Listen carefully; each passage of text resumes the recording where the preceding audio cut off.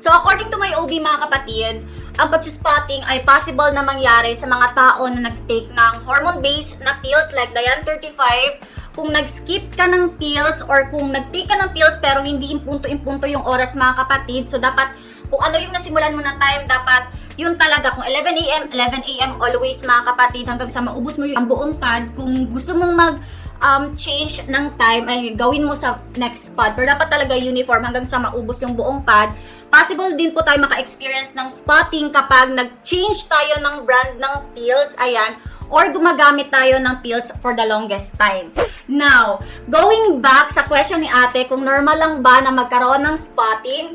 Well, it depends mga kapatid. Case-to-case basis iyan. Pero itong experience niya na dinatnan daw siya ng 3 days, tapos biglang huminto and nagkaroon siya ng spotting. Nangyari to sa akin and naitanong ko sa aking OB mga kapatid, and yung situation ko daw,